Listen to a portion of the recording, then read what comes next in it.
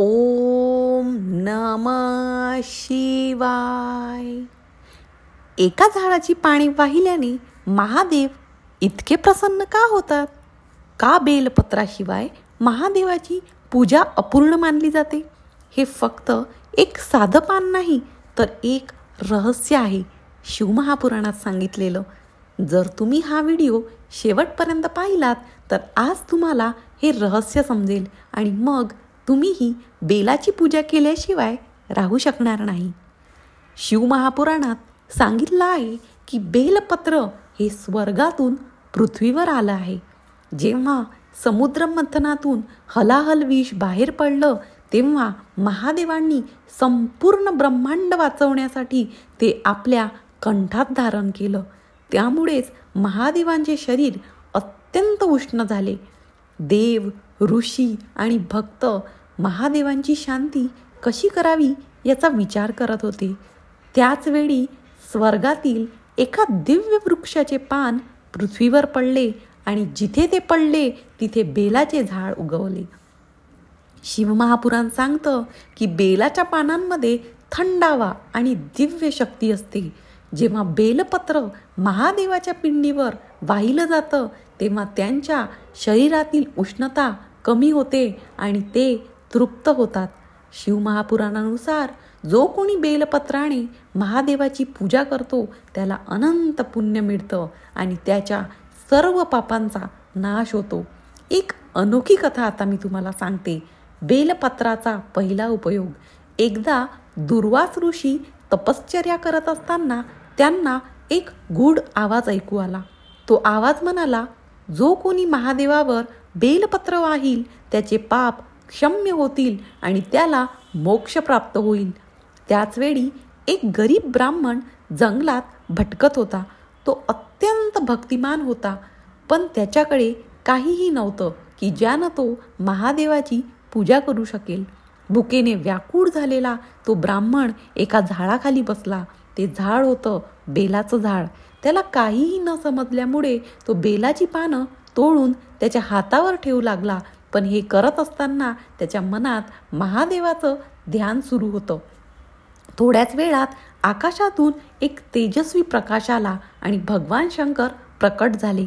ते म्हणाले, हे ब्राह्मण, तू मला बेलपत्र वाहिले नाहीस, पण या बेलाच्या पानांना तुझ्या हाताने स्पर्श झाला आणि त्या बेलपत्रांवर तुझी भक्ती उमटली.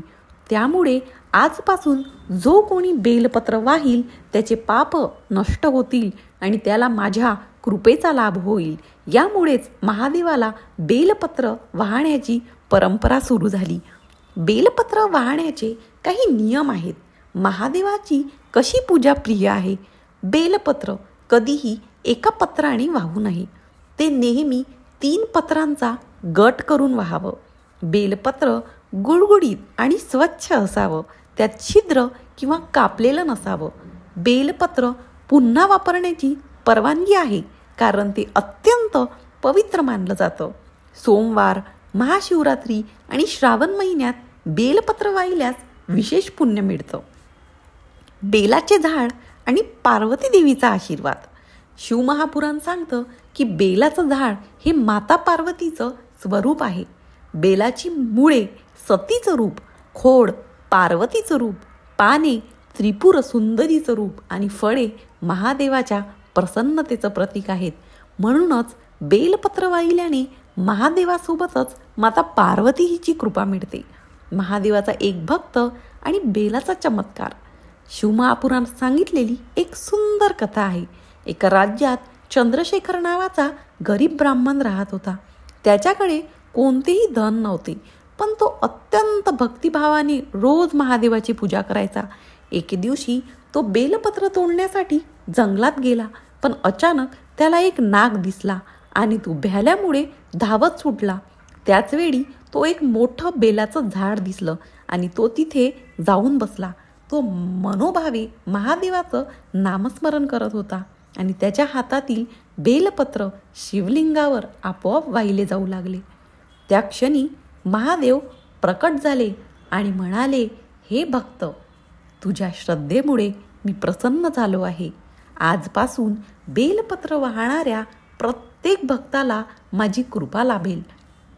हे ऐकून चंद्रशेखरला अपार आनंद झाला आणि त्याचं संपूर्ण आयुष्य बदलून गेलं. बेलपत्र हे सर्व पाप नाष्ट करणारं, मोक्ष देणारं आणि महादेवाला सर्वात प्रिय असं पवित्र पत्र आहे. महादेवाला जेव्हा बेलपत्र अर्पण केलं जातं तेव्हा त्यांच्या कृपेने भक्तांचं जीवन पवित्र आणि सुखमय होतं. आजपासून आपण महादेवाला बेलपत्र वाहणार आहोत ना? मग कमेंट करा हर हर महादेव आणि हा पवित्र ज्ञानप्रसार तुमच्या भक्त परिवारासोबत शेअर करा. तुम्हाला आजचा व्हिडिओ आवडला असेल तर व्हिडिओला नक्की लाईक करा. माझ्या स्वामी भक्ती या चॅनलला सबस्क्राईब करायला विसरू नका. पुन्हा भेटूया अशाच एका नवीन माहितीपूर्ण व्हिडिओसोबत. तोपर्यंत सर्वांनी काळजी घ्या. छान राहा, स्वस्थ राहा. धन्यवाद. श्री स्वामी समर्थ.